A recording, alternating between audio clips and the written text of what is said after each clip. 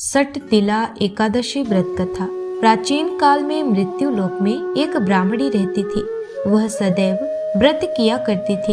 एक समय वह 1 मास तक व्रत करती रही। इससे उसका शरीर अत्यंत दुर्बल हो गया। यद्यपि वह अत्यंत बुद्धिमान थी, तथापि उसने कभी देवताओं या ब्राह्मणों के निमित्त अन्न या धन का दान नहीं किया था। इससे मैंने सोचा कि ब्राह्मणी ने व्रत आदि से अपना शरीर शुद्ध कर लिया है, अब इसे विष्णु लोक तो मिल ही जाएगा।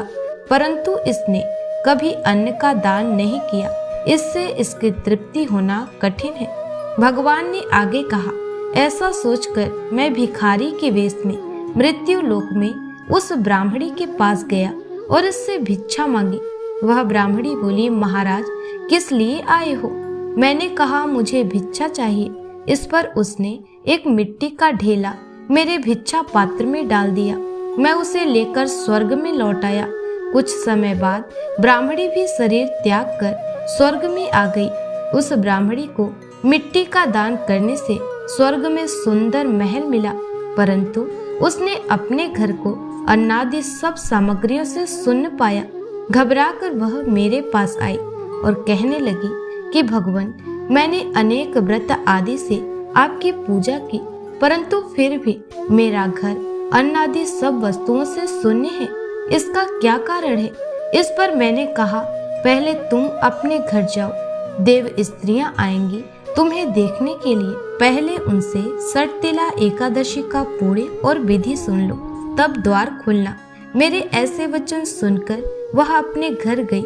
जब देव स्त्रियां आईं और द्वार खोलने को कहा तो ब्राह्मणी बोली, आप मुझे देखने आई हैं तो सटतिला एकादशी का महात्म्य मुझसे कहो। उनमें से एक देव स्त्री कहने लगी कि मैं कहती हूँ। जब ब्राह्मणी ने सटतिला एकादशी का महात्म्य सुना तब द्वार खोल दिया। देवंगनाओं ने उसको देखा कि न तो वह गांधर्वी है और न आसुरी है, वरन पहले जैसी मानुषी है।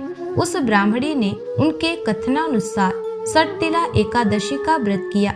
इसके प्रभाव से वह सुंदर और रूपवती हो गई तथा उसका घर अन्नादि समस्त सामग्रियों से युक्त हो गया। अतः मनुष्य को मूर्खता त्याग कर सटतिला एकादशी का व्रत और लोभ न करके तिलादि का दान करना चाहिए।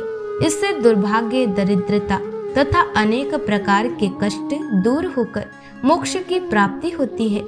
सटतिला एकादशी व्रत की पूजा विधि।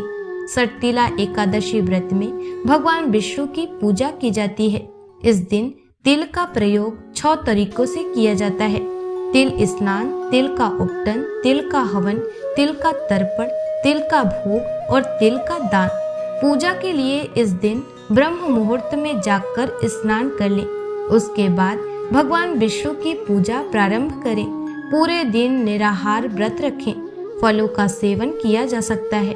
शाम के समय भगवान विष्णु का पूजन कर उन्हें तिल का भोग लगाएं और सटतिला एकादशी की व्रत कथा भी जरूर सुने। भगवान विष्णु की प्रिय तुलसी के समीप दीपक जलाएं। सटतिला एकादशी व्रत का पारण। पारण का मतलब एकादशी व्रत के समापन से है, जो सूर्योदय के बाद अगले दिन किया जाता है। लेकिन ध्यान रखें कि इस व्रत का पारण द्वादशी तिथि के भीतर ही कर ले। व्रत के समापन के समय इस बात का भी ध्यान रखें कि कहीं हरिवासर तो नहीं लग रहा है। द्वादशी तिथि की पहली 1/4 अवधि को हरिवासर कहा जाता है। पारण के लिए प्रातः काल को सही माना गया है। अगर हरिवासर के कारण ऐसा संभव न हो तब मध्याह्न के बाद व्रत खोलना उचित रहता है। अगले दिन सूर्योदय के बाद व्रत का पारण करें।